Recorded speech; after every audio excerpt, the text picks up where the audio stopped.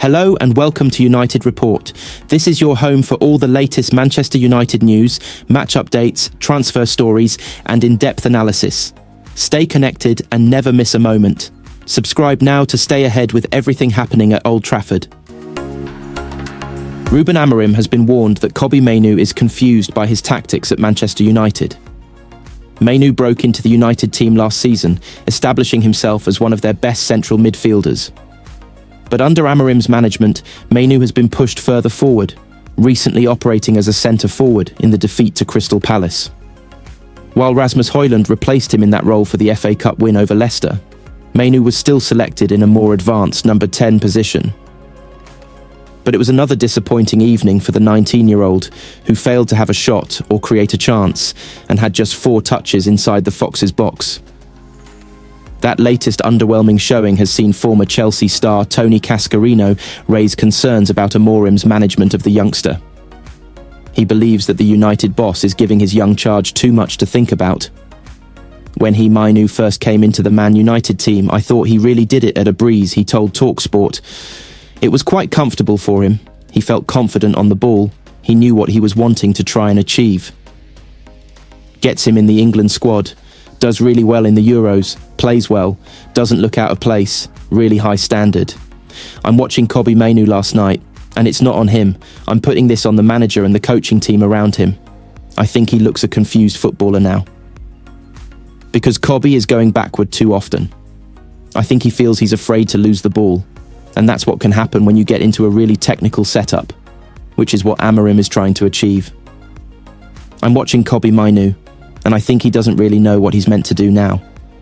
I feel sorry for him because he's 19 and he's learning on the job. When he first broke in, everything about his game was spot on. He's gone from a central midfielder to an attacking midfielder to a centre-forward. He's the future of Manchester United. He's in a position that isn't natural for him. Questions about Amorim's use of Mainoo were raised after the defeat to Palace last week, but the United boss insisted that he had faith that the England star could be a success in his more advanced role. Today, we choose to play with Kobbie, Mainoo, to use the characteristics of Kobbie. It's not nothing against Rasmus or Josh. And sometimes the team scores goals by creating situations to use the right characteristics, Amorim said after last week's loss. It doesn't mean if you play with 2 strikers, you are going to score more goals. So I think it's a problem for the team, and we have spoken about that all the time. We need to improve our performance in every aspect of the game, especially scoring goals. First things first, the Premier League loan system remains a blot on the competition's integrity. Clubs, supposedly rival clubs, should not be allowed to lend each other players. Teams are fielding players who have 2 paymasters from the same league. How can that be right? Teams are fielding players who cannot play in every match, who cannot play against certain opponents. How can that be right? So, I am one of the very, very few who think Aston Villa should not have been allowed to borrow Marcus Rashford. Buy him? Yes. Borrow him? No. But it is what it is. It is not going to change, and Rashford will, quite probably, make his Aston Villa debut against Spurs in the FA Cup. And after that, he will have little more than 3 months to take what really could be a final chance to get his career back on the path to greatness. And by greatness, I just mean great player. Not greatness in a Messi sense, not greatness in a Ronaldo sense, just a great player, because that is what he should be. What has gone wrong? Well, some people would point to the 5-year, £325,000 a week contract he signed in the summer of 2023, which coincided with a prolonged dip in his effectiveness. But who, since then, has been anything like effective in a Manchester United squad that has become unfit for purpose? Other people make sweeping assumptions based on the odd story of Rashford's social activities. If he has time off, is he not allowed to go and watch a basketball match in New York? And, so what if you don't like his jacket? Perhaps there has been the odd time when he has not been ultra-professional, but that would be true of many Premier League players. They are only human. But of course, the criticism of his actual performances on the pitch brings valid negativity, even allowing for him being in a mediocre team. Rashford's impact over the past season and a half has been so limited that it is easy to forget what a fantastic footballer he is, and what a fine footballer he has been for both club and country. Rashford, 27, is well and truly out of the international picture right now, but this is someone who has won 60 caps and scored 17 England goals. That ratio might not sound overly impressive, but of those 60 caps, only 24 have been starts. They say, but he does not work hard enough. But there is still room in elite football for game changers who are not human dynamos. Whether that will be the case at Villa under Unai Emery remains to be seen. Whether or not the goodwill generated by the wonderful work Rashford did away from the pitch is still there, in significant amounts, is not clear. Like it or not, the way of the world is that people tend not to look far behind a player's personal wealth. But Rashford was a player whose journey and talent was rightly celebrated, even beyond the boundaries of club loyalty. And it would be nice to see him playing with a smile on his face again. Villa should not be allowed to borrow him, but let's hope they do him good. Roy Keane has called out Ruben Amorim's decision to play new signing Patrick Dorgu at right wing-back. The young Dane, recently signed from Lecce in an initial £25.2 million deal plus £4.2 million in add-ons, was being dubbed as the solution to United's problems at left wing-back. That's why eyebrows were raised when United's starting lineup came to light, though Amorim has since defended his decision by claiming Dorgu is also comfortable on the right. Keane wasn't happy though, and exploded during ITV's coverage of the clash, stating, "There is a lack of belief, lack of confidence. They've brought new players in. You're thinking he's Dorgu going to play in his position, and he's playing right wing back. You think, is that unfair on players? And you look at the urgency for the goal Leicester opener, it's given away cheaply, people not staying with their runners. I just look at it from United's point of view and think, my goodness, is this what it's come to?" To make matters worse, Dorgu was then hooked at half-time just minutes after the completion of Keane's rant. But the changes and introductions of Alejandro Garnacho and Joshua Zirkzee, who struck the leveller, helped flip the game on its head as Harry Maguire netted a controversial late winner. Speaking after the game, Amorim justified his shock usage of Dorgu. The Portuguese boss said, "He played a lot of times for Lecce on the right and the left. That's one of the characteristics we pay a lot of attention to. He was a little bit anxious with the first touch of the ball. This is a different league for him, different speed of the game, but he did well. He has pace, he has strength, and he is going to improve a lot. We as a team need to play better to help the new guy perform at the right level." If you have seen the history of Dorgu for his last team, he played a lot of games on the right, and we have to have wingers who can play both sides like Diogo Dalot.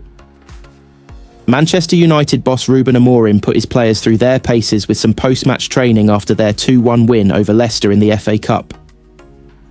United narrowly beat the Foxes thanks to a controversial late goal from Harry Maguire in added time, but their performance came in for plenty of criticism, and Amorim decided to hold a full training session for some members of the squad after the game. The likes of Rasmus Højlund, who played the full 90 minutes against Leicester, and unused substitute Toby Collier appeared to be among the group getting extra training. In a post on social media, United confirmed it was a full training session rather than a regular post-match warm-down. "Working for the badge," they wrote. Some of the United squad completed a full training session at Old Trafford following the full-time whistle on Friday. United's busy schedule means Amorim has not had as much time on the training ground as he would have liked since replacing Erik ten Hag back in November, and Lenny Yoro recently shed some light on the Portuguese's demands in training. "I have a good relationship with Ruben Amorim," Yoro said on the Rio Ferdinand Presents podcast, presented by Qatar Airways. "I just try to do what he asks me to do. He's big on communication with the players because he played at a top level. He's been at a lot of clubs, so he knows your feelings when you're not playing or when you have a bad game. He knows how to speak with you, and that's really important for me.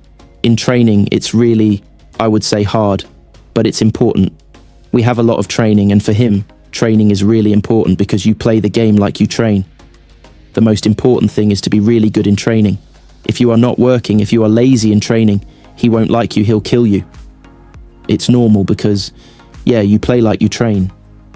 He's really strict on this because to win games and trophies, you need to be disciplined outside the pitch. You need to be punctual. United will be back in action next Sunday when they face Ange Postecoglou's struggling Spurs side at the Tottenham Hotspur Stadium, with Amorim hoping for a much improved performance from his players.